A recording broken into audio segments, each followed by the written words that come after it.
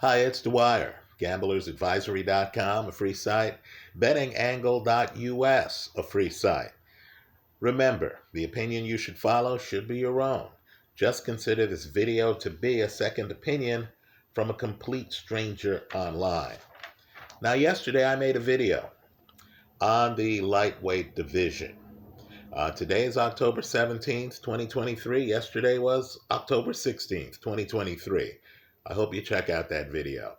And in the video, I talked about some lightweights like Gervonta Davis, Keyshawn Davis, Shakur Stevenson, Lomachenko, Frank Martin, Emmanuel Navarete, Isaac Cruz. And in talking about these lightweights, I asked my subscribers, I said, look, if there is anyone who's worthy, who you believe belongs in this conversation, let me know in the comment section of this video. Well, you let me know, all right.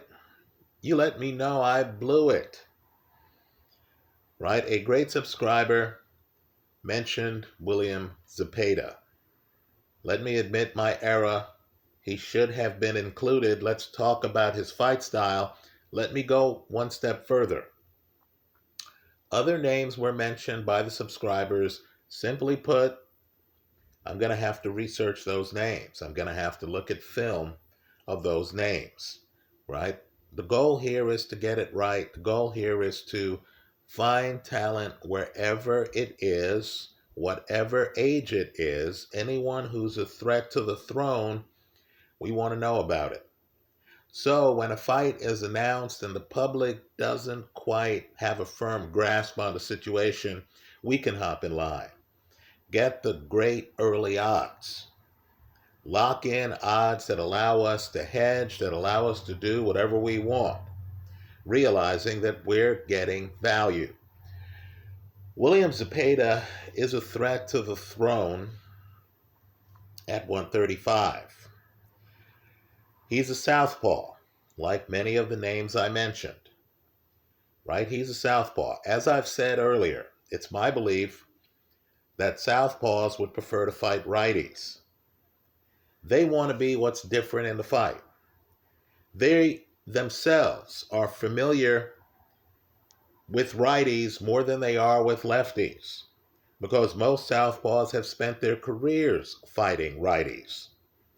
Right? It's not much different than a left-handed batter in baseball, right? Who is different for a right-handed pitcher, can't really handle it, but is lost when facing another lefty. Now, Zepeda is a lefty, and understand he brings a dynamic many in the division don't have. Zepeda is a combination puncher, right? He's front foot heavy. He's a combination puncher. He's going for knockouts. He has a high knockout percentage. He is unbeaten. He has above average defense. But in terms of his power, he has a different kind of power than does Gervonta Davis. Right? Gervonta Davis hits kind of like Naoya Inoue. Right? Compare and contrast Davis's KO of Ryan Garcia, where Davis hits him in the body. Garcia takes a few steps back, looks at Davis, and then drops to a knee. Right? Compare that knockdown with Inoue's first fight against Nonito Donaire, where the same thing happened. Davis is a heavier puncher, in my opinion. Let's judge the punches. Let's make hard decisions here. Davis is a heavier puncher than Zepeda. Right? Davis is hitting you with a 357. In other words, you get shot even when you're there trying to figure out what happened. Your body's saying, nah, that's it for us. We're going to take a knee. Right? Your head could be acting tough and could say, hey, I'm going to stay upright, your body betrays you, right? There's dry power in Gervonta Davis's shots. By contrast, in my opinion, Zepeda is more of an accumulation puncher. In other words, he hits you in the ribs. He has an excellent right hook to the ribs. He's primarily a hooker, right? He's primarily front foot. One wonders what would happen if he were to fight a Gervonta Davis and be tipped over onto his back foot, right? He's primarily a front foot guy. He's primarily the front foot guy in his fights. He likes to get you up on the ropes. He then lets his hands go. But understand, his power is different. His power is more of an accumulation game. So you get hit with some shots and you say, this guy hits pretty hard, but it's the second round. You're still upright. You say, okay, I can take your shot. But then the guy keeps coming. And when that shot hits you 3 or 4 more times, eventually you say, okay, I've had my fill. I need to take a knee.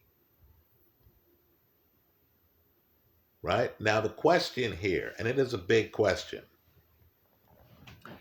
based on fight styles, is whether, if he were to fight Gervonta Davis, certainly that fight would end by stoppage, right? Davis would not have to go looking for him. He would not have to go looking for Davis, right? Davis, quite frankly, the slugger, has more of a back foot, in my opinion, than William Zepeda. But the question would be, is Davis ready? For a guy with above average defense, you'll notice Zepeda has his hands high, is blocking shots. Is Davis ready for a guy who's going to force him to fight in the fast lane?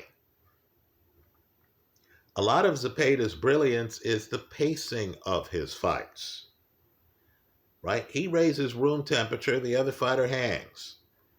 Zepeda continues to raise room temperature until the other fighter cannot hang. Right? These guys are accustomed. Gervonta Davis is accustomed to, unless it's a young kid like Ryan Garcia, he's accustomed to fighters moving away from him. Think about the Jose Pedraza fight. Right? Davis is accustomed to getting the respect that punchers get. Mike Tyson was someone with the same mindset. You moved away from Mike Tyson. When he fought a guy, Evander Holyfield, who decided he was going to put his head up against Tyson's chest, Tyson started complaining of being headbutted and ended up biting Holyfield's ear in 2 different fights. Tyson could not handle the infighting. Would that happen? And it's an open question. Would that happen if Gervonta Davis fought William Zepeda? Right? I'm just telling people at 135, Zepeda's a much bigger threat to Gervonta Davis than Ryan Garcia was at 136, the catch weight that they agreed to. Right? Let me say this about Shakur Stevenson, and I'm just naming the biggest names at 135. You've heard me now just talk about Gervonta Davis. Right? Stevenson is a guy who has blinding hand speed, has blinding accuracy. He makes you pay when you try to bum rush him. Right? Stevenson's last KO was against a guy who tried to bum rush him, who was eager to get into pocket. And then Stevenson planned the perfect short counter and hurt the guy. Right? Dropped him. The question is, if someone is intelligently crashing the pocket on Stevenson, hits harder than Stevenson, and is determined to hit Stevenson in the body because Stevenson stands a bit upright, doesn't he? What does Stevenson do when the guy is also defensively aware? I'm not going to call Zepeda defensively blessed, right? I save that designation for the Dimitri Beevils or the Canelos of the world, right? Guys who are up close, but yet you notice they're moving their head, they're moving their body just enough to not get hit, right? It's just hard to find these guys in the ring.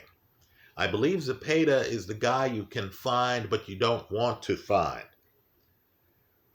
right? If Zepeda fights Stevenson, and that's a great fight, understand, we're talking here about fights that matchmakers aren't talking about, right? Understand, Zepeda, unlike Emmanuel Navarete, is fundamentally sound, right? He's not going to be as wide open for counters from Stevenson as a Navarete would be. I believe that's a fight that the powers that be are angling for down the road, right? Navarete against Stevenson. Zepeda actually comes in with the right fundamentals, right? He's a southpaw, unlike Navarete. That would make Stevenson, in my opinion, a little uncomfortable, right? He's a determined body puncher, and he probably hits harder than Navarete. I think Zepeda against Stevenson, I'm not saying Zepeda's better than Stevenson. What I'm saying is he would be the betting side of the play because you're likely to get Zepeda, an unbeaten fighter, with more power than Stevenson, a higher KO percentage than Stevenson, right?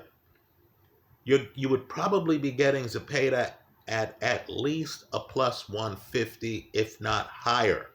In other words, the market would give Zepeda a 40% or lower chance of beating Shakur Stevenson, right? Good defense can nullify some hand speed, right? Stevenson himself can be a combination puncher.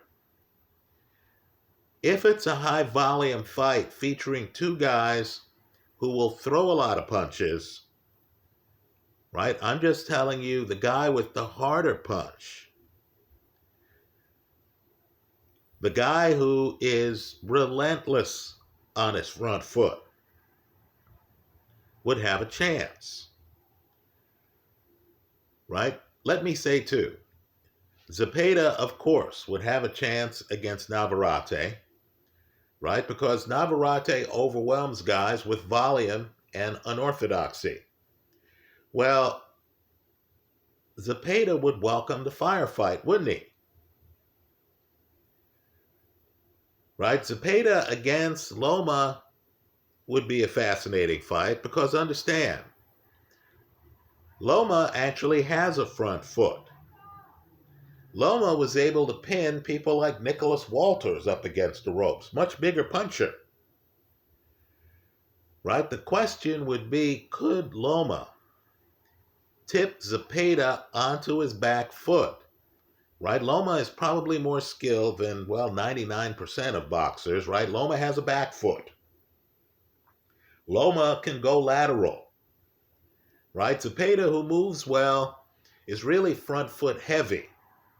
He doesn't have the lateral movement or the back foot that Loma has. But understand, Loma doesn't have the punch that Zepeda has. So let me just say, Zepeda belongs in the conversation as being viable to win the title at 135. Right? Why Zepeda is more valuable than many of the other guys is because Zepeda, like Keyshawn Davis, is lesser known. In other words, folks, you're going to have a very hard time getting value on Gervonta Davis, unbeaten fighter, cash cow. I understand many people are saying, hey, Ryan Garcia was the person who brought the crowd for the recent Gervonta Davis fight. I can just tell you, if you look at Gervonta Davis's pay-per-view history, understand Gervonta Davis brings more people than the other guys do in the division, right? We can laugh about 200,000 to 300,000 pay-per-view buys. I'm just telling you that will make an event lucrative, right? You've had many pay-per-view events where the fighters couldn't bring 100,000 pay-per-view customers, right? Many people are concerned about how many pay-per-view customers Devin Haney, who is a legitimate champion, right? Who's beaten Lomachenko, right? Who's beaten Kambosos, right? Many people wonder, does his fight, which will be a pay-per-view fight on the Zone against Regis Prograis, a legitimate champ, a guy who beat Jose Zepeda, right? And keep in mind, Haney, for as brilliant as he's been, is fighting in a new weight class. That intriguing fight, from a boxing perspective, is highly unlikely to reach the heights that a few Gervonta Davis fights have reached. Right? It's out of the question that it's going to match the pay-per-view for Gervonta's fight against Ryan Davis. If you believe that fight's an outlier, understand. Davis is still the cash cow at 135. The problem with cash cows, whether they're Anthony Joshua, whether they're Canelo, whether they're Gervonta Davis, is that casual fans overvalue them. So, as Floyd Mayweather has pointed out, and Mayweather took Bivol against Canelo, right? The Bivol side of the play felt that they were robbing a bank, right? It was like, oh, I get Bivol, one of the best in the sport pound for pound, and I'm getting him at underdog odds, and those underdog odds are meaningful. You know, you could look at Canelo and say, Canelo's a tremendous fighter, but I like this value proposition.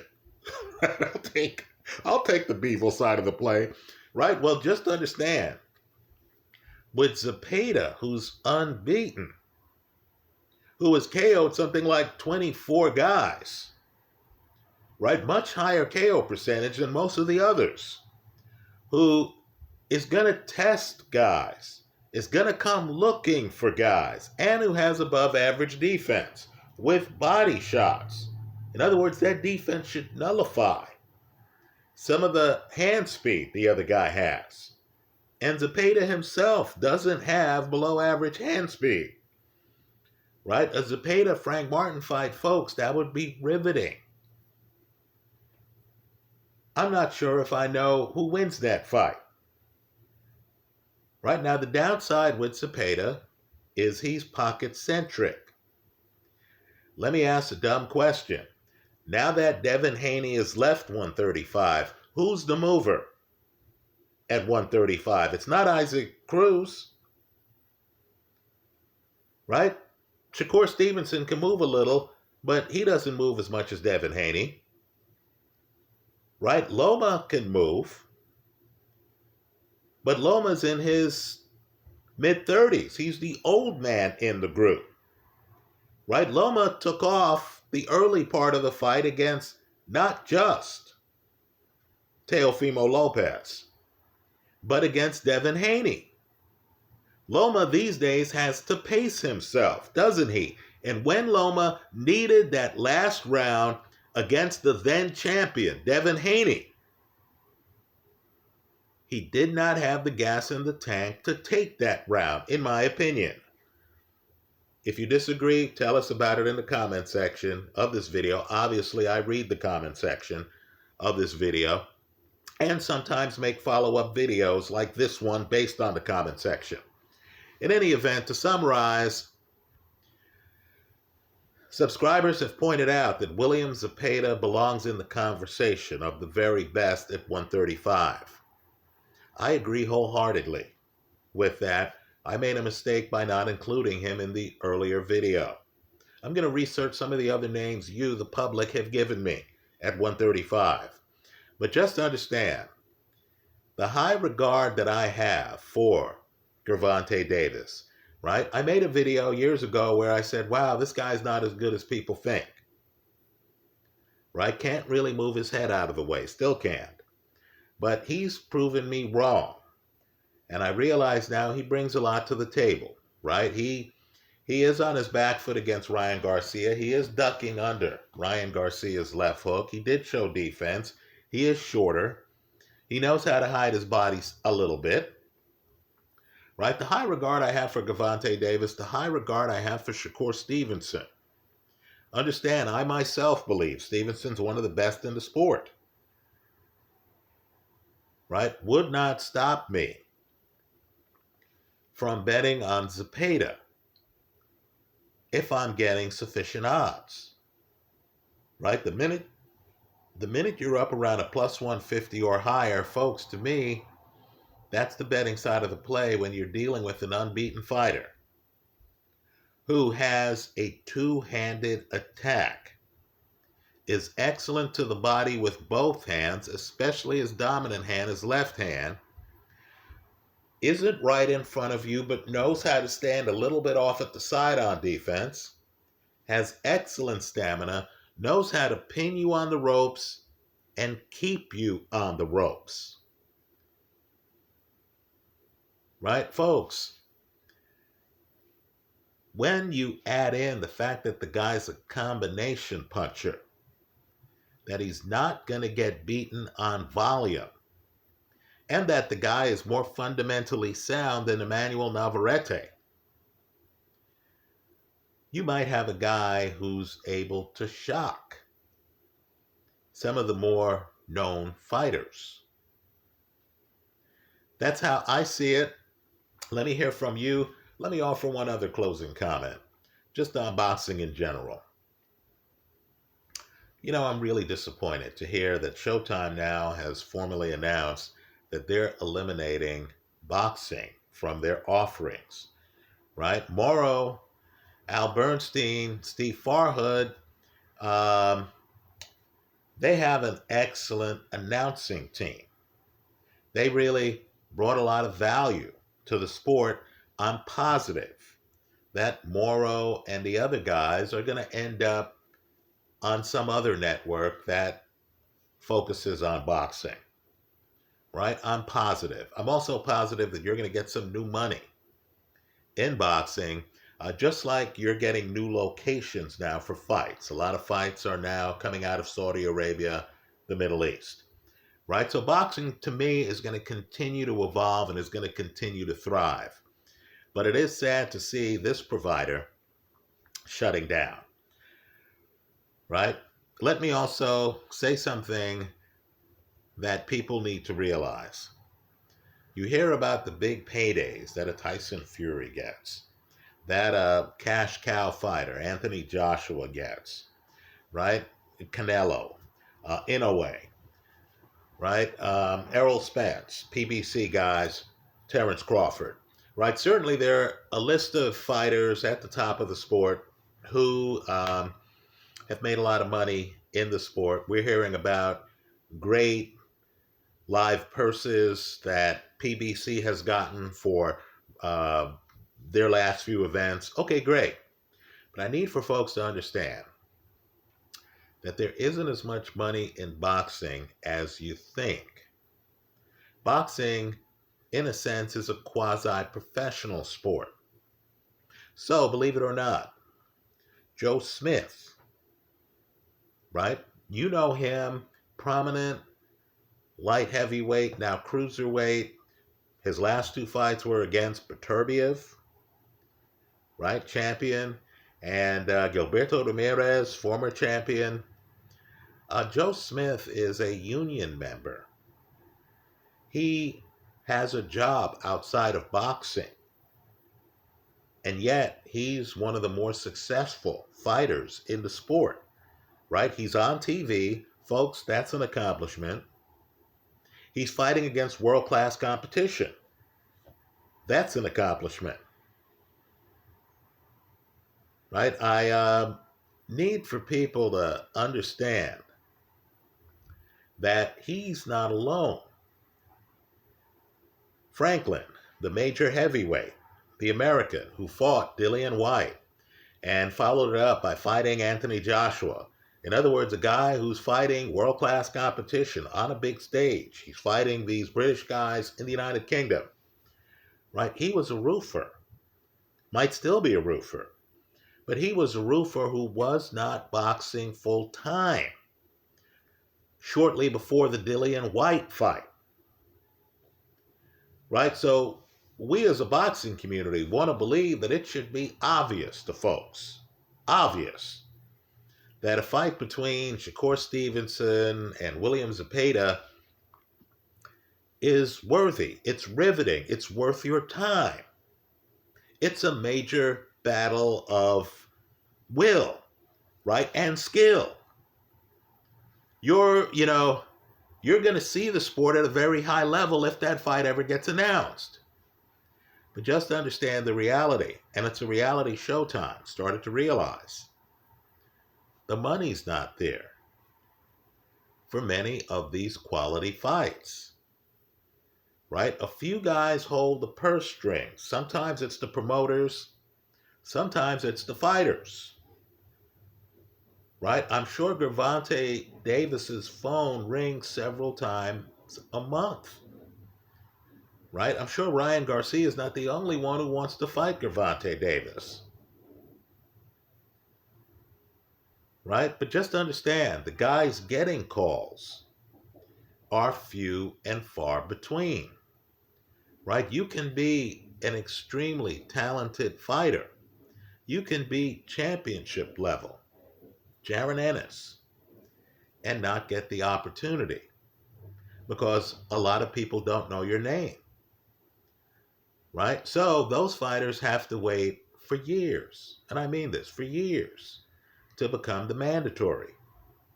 And when they finally make it to that slot, right, Ergovic at heavyweight, sometimes they're still shut out because the other champions realize, wow, this relatively unknown guy who's the mandatory is as dangerous for me as if I were to fight Usyk. So why would I fight this guy when I can get a pass, at least for now, by fighting a unification match for more money? Right? So this is a tough sport, not just physically, but financially. Let's not kid ourselves. You practically have to become a contender before you can even think about quitting your job, right? Also understand too, in other sports, a Joker can go out there, a LeBron can go out there and have a bad game, right? And can say, okay, wow, we got shellacked. My shot just wouldn't drop. We always have those games at the playground, right? Where you're there and you're blowing layups and you're saying, man, what's up? I'm not myself today. But understand, they don't lose their place because they're playing in a season. So Pat Mahomes can throw picks, right? Jalen Hurts just threw 3 picks in a game, right? Jalen Hurts can dust himself off and come back next week. In boxing, that's perilous.